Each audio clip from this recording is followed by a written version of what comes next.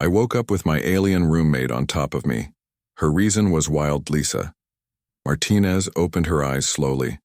The first thing she saw was purple skin and silver hair hanging down over her face. She blinked hard, thinking she was still dreaming, but the weight on her chest was very real. Zara was sitting on top of her with her legs on either side of Lisa's waist. The alien woman's large violet eyes stared down at her, with an intense look that made Lisa's heart race. "Zara, what are you doing?" Lisa whispered, her voice shaky from just waking up. "I am protecting you from the night terrors," Zara said in her soft accent that always made Lisa feel strange inside. "Your species releases fear pheromones during sleep distress. I can absorb them through skin contact." Lisa tried to sit up, but Zara's hands pressed gently on her shoulders, keeping her down. The alien's touch sent warm tingles through her body in ways she did not understand. "You were having bad dreams again," Zara continued. "I could sense your distress from my sleeping pod. Your cortisol levels were dangerously high," Lisa remembered now. She had been dreaming about the attack on the space station again. The day when everything changed. The day she first met Zara 6 months ago. The Helix research station had been humanity's pride, a floating laboratory in the asteroid belt studying alien artifacts. That was before the Korthak Empire decided humans were a threat. Lisa had been working late in the communications bay when the first explosions shook the station. Red emergency lights flashed as automated voices announced hull breaches. The Korthak ships had come without warning. She remembered running through corridors filled with smoke and screaming people. The alien warriors were tall and covered in black armor with glowing red eyes. They moved through the station like deadly shadows. Lisa had hidden in a storage room, clutching a plasma rifle she barely knew how to use. That was where she found Zara. The purple-skinned woman had been chained to the wall, her silver hair matted with blood. She wore the torn remains of a white prisoner uniform. Her violet eyes had looked at Lisa with hope and desperation. "Please help me," Zara had whispered in broken English. "I am not with them. They captured me too." Lisa should have left her there, any smart person would have. But something in those alien eyes made her stay. She used the rifle to break Zara's chains. "Why should I trust you?" Lisa had asked. "Because I hate them more than you do," Zara had replied. "They destroyed my world." Together they had fought their way through the station. Zara moved like a dancer, but deadly. Her hands could channel some kind of energy that fried the Korthak soldiers' armor. Lisa provided cover with her rifle. They reached the escape pods just as the station's reactor went critical. The blast wave caught their pod and sent it spinning toward the nearest planet.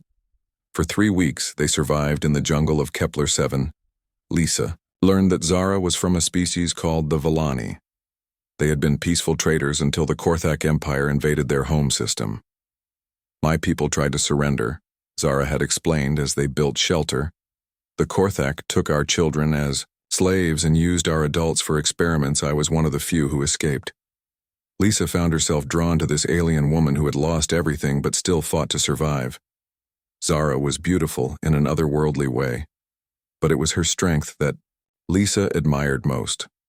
When the rescue ships finally found them, Lisa made a choice that surprised everyone. She requested that Zara be allowed to stay with her as a civilian contractor. The military brass were suspicious of aliens after the attack, but Lisa's report convinced them. Now they shared an apartment on Earth Station Alpha. Lisa worked as a xenolinguist, helping translate captured Korthak communications. Zara served as a cultural advisor, teaching humans about alien technology and tactics. But living together had created complications. Lisa found herself thinking about Zara in ways that confused her. The alien woman was caring and protective in ways that made Lisa feel safe for the first time since the attack. "Your dreams are getting worse," Zara said, bringing Lisa back to the present. "The trauma memories are not healing properly." "I'm fine," Lisa lied, but her voice shook. Zara's hands moved to Lisa's face, cupping it gently. "You are not fine. Your neural patterns show deep psychological scarring. My people have techniques that could help." "What kind of techniques?" Lisa asked. Zara hesitated. "Mental bonding. It would require us to share consciousness temporarily. I could help process the traumatic memories and reduce their emotional impact. Lisa stared up at the alien woman who had become so important to her. Is that safe? There are risks, Zara admitted. We would be mentally connected. The barriers between our thoughts would disappear temporarily. You would see into my mind, as I see into yours, and you're willing to do that for me. Lisa whispered. Zara's expression softened. I would do anything to ease your pain, Lisa Martinez. You saved my life on that station. You gave me purpose when I had lost everything. Lisa felt tears forming in her eyes. Zara, I know, the alien woman said gently. I sense your feelings. They mirror my own in ways that surprise us both. Is that why you've been sleeping in my room? Lisa asked. Zara's purple skin darkened in what Lisa had learned was her species' version of blushing. I told myself it was for your protection, but the truth is I cannot bear to be far from you. Your presence calms the rage in my heart. Lisa reached up and touched Zara's face. The alien's skin was warm and incredibly soft. I've been having feelings too. Ones I don't understand. Villani can form deep bonds with other species, Zara explained. It is rare, but not unknown. Your mind calls to mine in ways I have never experienced. What does that mean? For us? Lisa asked. It means we have a choice. Zara said, we can continue as we are friends and allies, or we can explore this connection between us, see where it leads. Lisa's heart pounded as she looked into those violet eyes. She thought about everything they had been through together, the trust they had built, the way Zara made her feel protected and understood. I want to try the mental bonding, Lisa said finally. If it will help with the nightmares and let us understand each other better, Zara smiled, and it was like starlight. Are you certain the process cannot be undone once we bond? Our minds will always carry traces of each other. I'm certain, Lisa said. I trust you completely. Zara leaned down until their foreheads touched. Then, close your eyes and open your mind to mine. As Lisa closed her eyes, she felt a warm tingling sensation spread through her thoughts.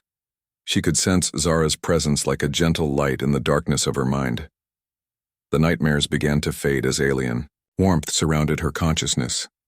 She saw flashes of Zara's memories, her peaceful homeworld before the invasion, her escape from the labor camps, her loneliness and grief. But she also saw something else, Zara's growing affection for her. The alien woman's amazement at human determination and courage, her protective instincts toward the small human who had risked everything to save a stranger. As their minds intertwined, Lisa realized that what she felt was not confusion, but recognition. She had found her perfect match in the most unlikely place. When they opened their eyes again, both women were changed. The bond between them was real and permanent. They were no longer just roommates or friends. They were something new entirely, and as Zara finally moved off of her, Lisa knew that her nightmares would never have the same power over her again. She had found something worth fighting for in this strange new universe, something worth living for.